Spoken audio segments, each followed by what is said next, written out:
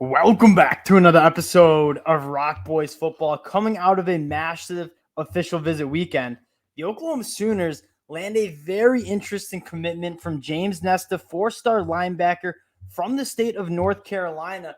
And it's no secret, the Sooners put a lot of stock in grabbing a guy like Peyton Pierce and Sammy Brown. They put a lot of resources into those two guys. They were the top two guys on their linebacker board.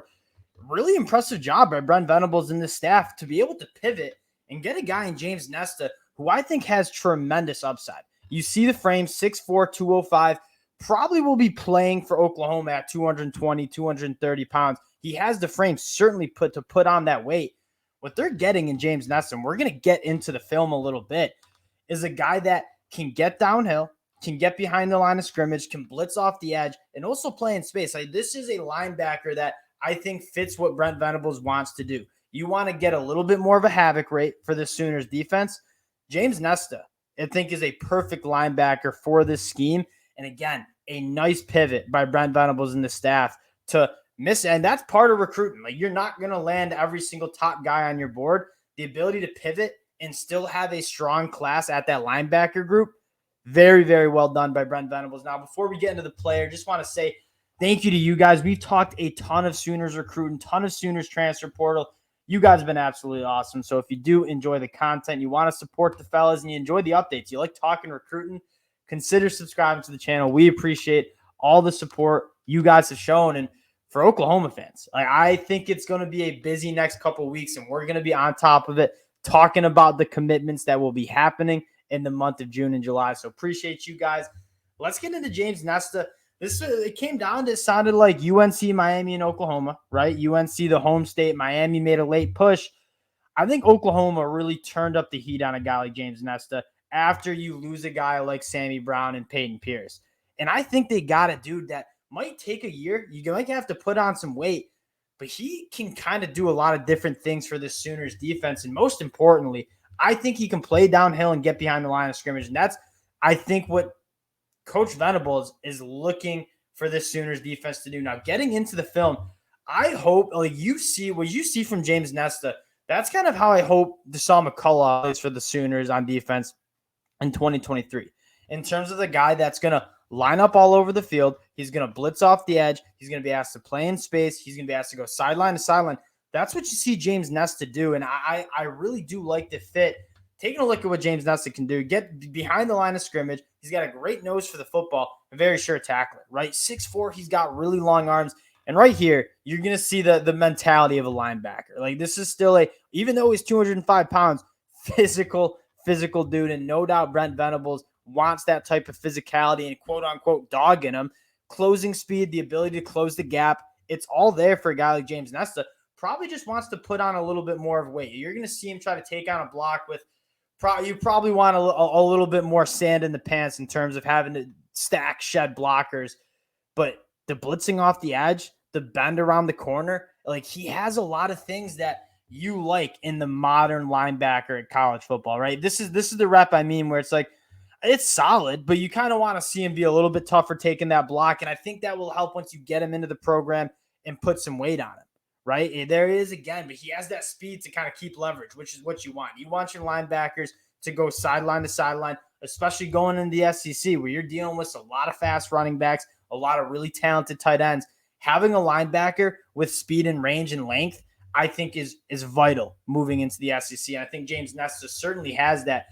What's even more exciting for the Sooners, though, is I get it's been kind of a slow start to this class, right? They haven't added James Nesta in. He'll be the 7th commit in the 2024 class, probably bump up to that 40th rank. It's been a slow start, but keep in mind, last year at this time, that's when the Sooners really started to turn up the heat in terms of recruiting that 2023 class. And they finished with the top 5 class in the country.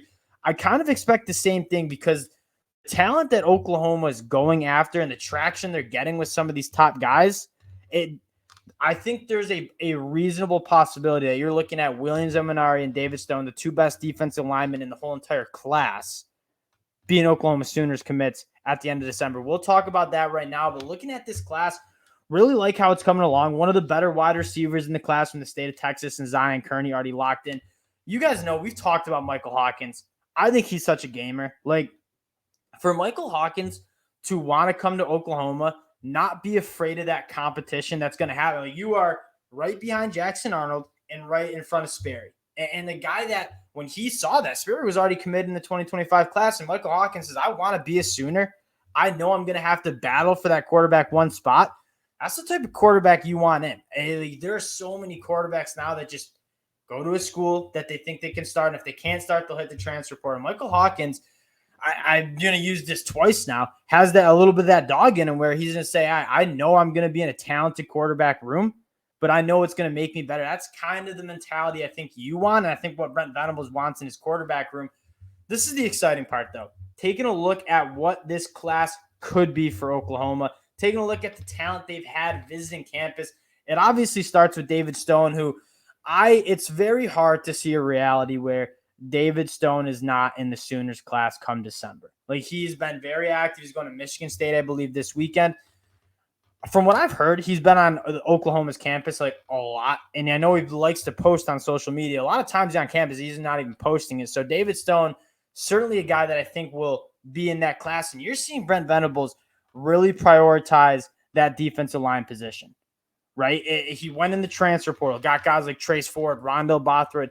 It's evident that he wants a little bit more talent and depth on that defensive line. He did it in the 2023's class of the transfer portal.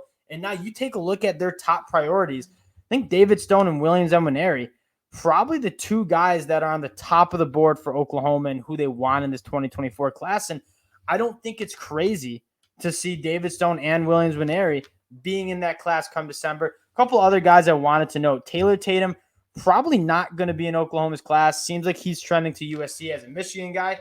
We had a lot of traction with him. Seems like he's going to be going out west to USC. That being said, DeMarco Murray's kind of been known for not necessarily following the 24/7 sports rankings. Like, he went out and got Javante Barnes, who's a pretty highly touted guy, but I think that was DeMarco Murray's number one running back on his board. And I don't think it's crazy that Caden Durham is one of the top guys on DeMarco Murray's board in terms of how he's evaluated these running backs in the 2024 class. Trending to Oklahoma, a ton to like about him. Like, sub 1100, I think it's around 10,500 meter speed. Like, this dude absolutely burns. When he commits, we'll certainly be talking about him. 5'9", 180, really thick lower half. Like, I don't see him being a guy that's going to be much over 205 pounds, but really thick lower half, very good contact balance, and absolute burners. There's a lot to like about Caden Durham. And yes, Taylor Tatum's awesome. That's no knock on Taylor Tatum. But if Oklahoma is taking a running back and they take Caden Durham, I don't think a lot of Oklahoma fans would be that upset. Nigel Smith's another guy to talk about again. Probably one of the top guys on Oklahoma's board and trending to Oklahoma. What a class it would be if you could land all three, Williams Nwaneri, David Stone, and Nigel Smith, all three guys that could probably play inside, probably could play that edge, and a very versatile group and a very talented group that adds depth to that defensive line. Another guy worth mentioning, Bennett Warren. Michigan lean. That being said, as a Michigan fan and following what Michigan's doing, they're going to take 6 offensive linemen in this class. They already have 5 already committed. If Bennett Warren doesn't jump on Michigan's ship in the next couple weeks, I could see him kind of losing his spot in that Michigan class. And I think Oklahoma would be primed to be a guy that kind of catches his eye. You obviously land a guy in James Nesta. One other linebacker I want to talk about, and I think Braden Platt from Washington. I think that if you bring in James Nesta and Braden Platt as your linebacker group in the 2024 class, I'm a big fan of that. All right. And you have Jaron Kamek and Danny Stutzman already in there. Those are 2 really talented linebackers. Braden Platt being more of the already physically developed box guy that's going to be a force between the tackles. James Nesta being a little bit more of a spacey backer. I would really like that duo. And I know it's been a slow start going back to that, who they already have in the ship. But I do think that the next couple of weeks, the Sooners are going to get some traction. And then more importantly, I think there's a bunch of talented guys who are considering Oklahoma, who want to go to Oklahoma, who want to make sure that this ship's going in the right direction, right? Keep in mind, Oklahoma won 6-7 last year, and it was kind of ugly at times. Me and a lot of everyone else thinking Oklahoma is going to be much better. I think it's very possible they got 10, 11 wins in the regular season, competing for a Big 12 championship. If that happens, I would not be surprised if Oklahoma can have a hell of a December in terms of not only just getting commits in, but maybe flipping some guys who were a little bit more infatuated with Texas or some of the SEC schools. Oklahoma will have that SEC pull. If they show that this program under BV is going kind of in the right direction, you start winning some games, start getting back to that top 10 national ranking that we're used to seeing next to Oklahoma's name, that's when I think this class could really be what you're really excited for. Again, massive get for James Nesta. I think a really nice job by the Sooners, pivoting off from Sammy Brown, pivoting off from Payne Pearson, landing a linebacker that I think has some big-time upside. Appreciate you guys checking us out again. If you do enjoy the content, you like the breakdowns of the prospects, consider subscribing to the channel. We appreciate you guys. We'll talk to y'all later.